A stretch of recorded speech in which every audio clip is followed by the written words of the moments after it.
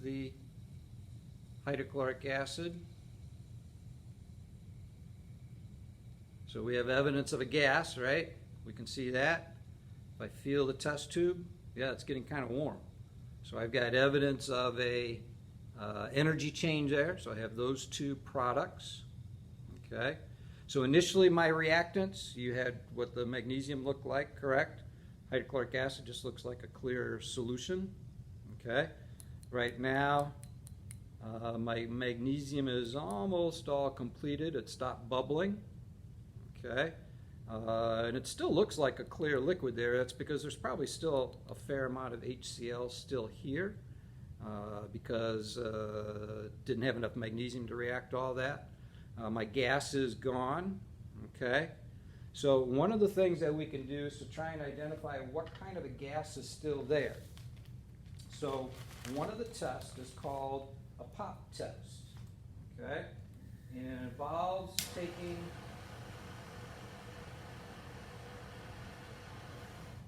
a wood splint and putting it into a test tube with the gas. Now, I'm not sure if this is going to work. I may have to do it again to get some more hydrogen because I let it escape.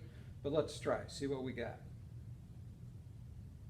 Yeah, so I'm going to try it again because I have to do it while the gas is being produced. But I wanted to have you see what that gas looked like. So let's try again.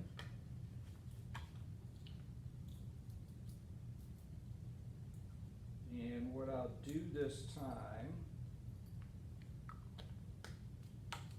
is take my hydrochloric acid, and while it's bubbling, I'm going to put another test tube on top to kind of capture some of that gas. Okay, because this gas, it appears that it's rising, so that it probably means it's less dense than air. Okay, so let's see if I've got some gas in here, and I'll do my flame test and see if that tells me what kind of a gas I have.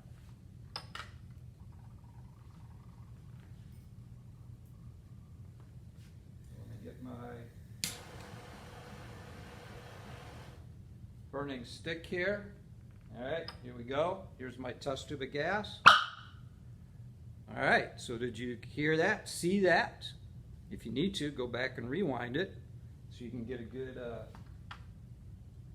feel for what actually happened there. That is a flame test that indicates hydrogen gas was present. Hydrogen is a flammable gas, and so when you put a flame next to hydrogen in the presence of some oxygen in the air, we get kind of like a mini explosion, a little explosion. A little history lesson here. I don't know how many of you remember the Space Shuttle Challenger and that story. It happened back in the 1980s. Spaceship Challenger went up. That was the one that exploded just shortly after takeoff. And what happened is that the oxygen tanks and the hydrogen tanks, they used oxygen and hydrogen as fuel sources to mix them to do just this reaction. There was a leak in the hydrogen tank. And so that hydrogen tank started to leak hydrogen out and caught on fire and exploded the Spaceship Challenger. So that's an indication as to how powerful that reaction can be if it's in large quantities. So this one indicated that we have some hydrogen gas. Okay, so let's go back to our board here. So this kind of a reaction, magnesium plus HCl. Which of my types do you think it is?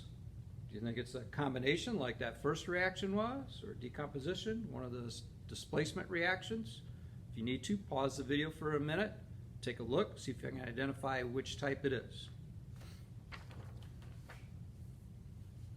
So if we come back, I can see that I've got an element and a compound.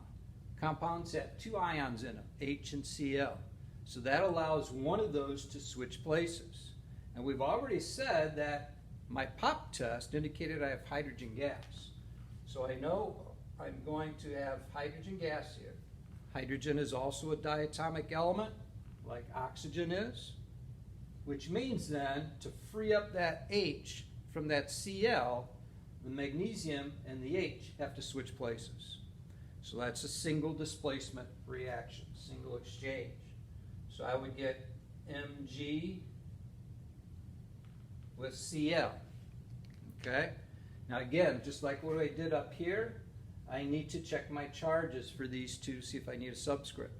Mg is in column 2, +2 charge. Chlorine is in column 7, which is next to oxygen. Remember, we said oxygen had a -2.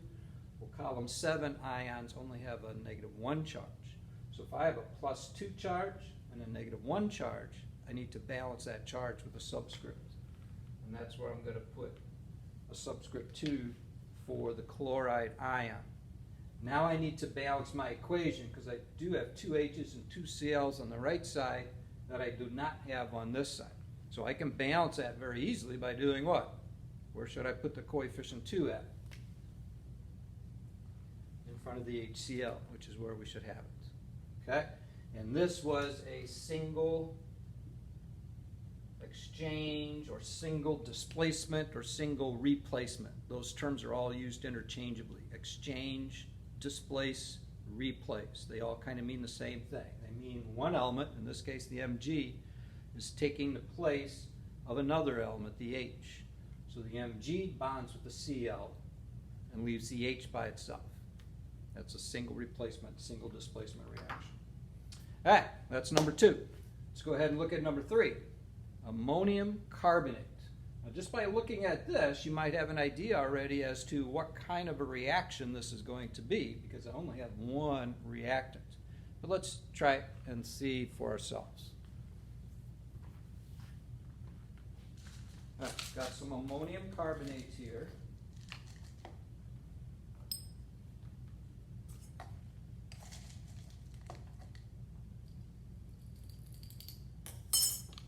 And I open up the jar and I can already smell a strong odor here, okay?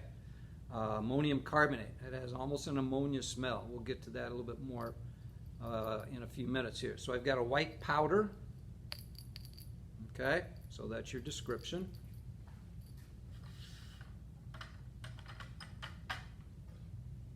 And what I'm going to do is I'm going to try and heat this up, because one of the characteristics of these kind of reactions that only have one reactant is, since I don't have something else that's reacting with it, typically I need to heat it up.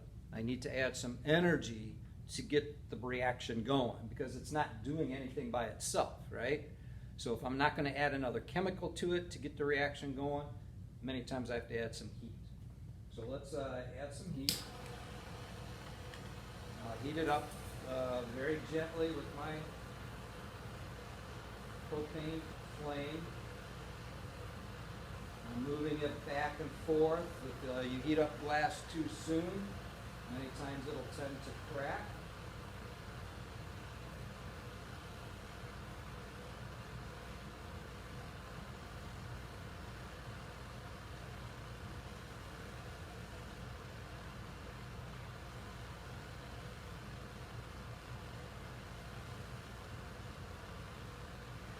So I really don't have anything too terribly visible going on. You might be able to see inside the test tube there'll appear to be some droplets of something. Okay, so that could be a clue. Okay.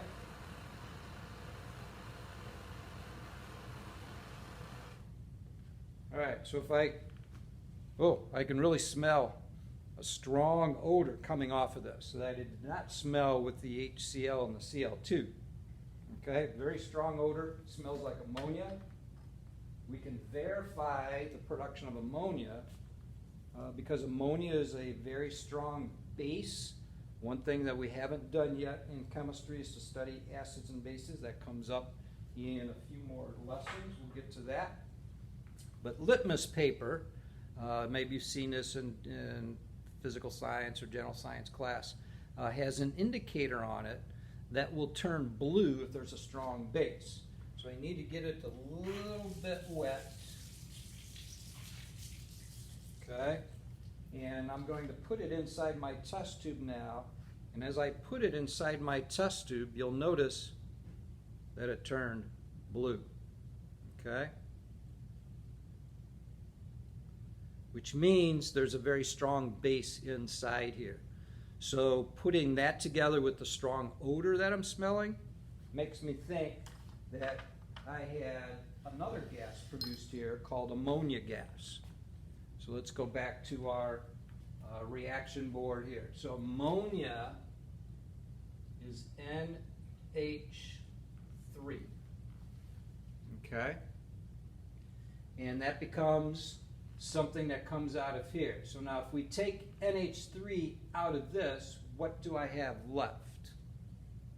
Okay? What do you think I have left? I might have some other gases. Is it possible I could get CO2 out of that? Absolutely. Okay? That I could get out of that. And actually what happens here is that this NH4 and H3O, or I'm sorry, the NH4 and the NH3 actually combine together to form a different compound called ammonium hydroxide. Okay? Ammonium hydroxide. And that is coming from the ammonium carbonate reaction here as it reacts with water, which is those water droplets that we saw inside that test tube. So if I have NH3 plus water, which has 2 H's, that gives me these 5 H's that I have over here. Okay? So we're not going to go ahead and balance that reaction. That can sometimes be a little tricky to balance. But if you can at least put down these 2 products, that would be sufficient for now. All right, let's go ahead and check out reaction number 4. Calcium carbonate plus hydrochloric acid. Now here's a reaction where we have a compound and a compound. So we're getting some larger kind of molecules reacting here. So let's try it in the lab and we'll see what happens.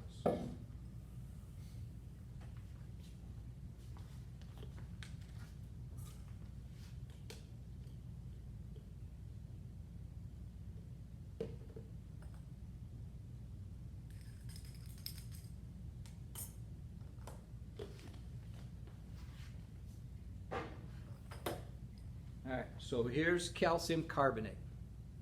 Looks like a white powder. Looks very similar to the ammonium carbonate before, right?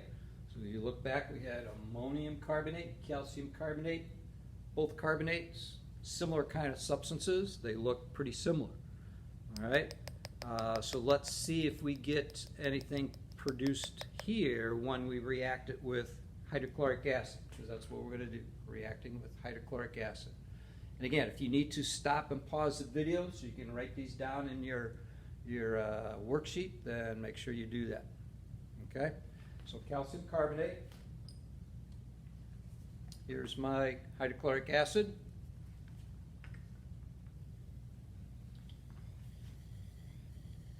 So you can see we've got some more bubbles, so another gas being produced.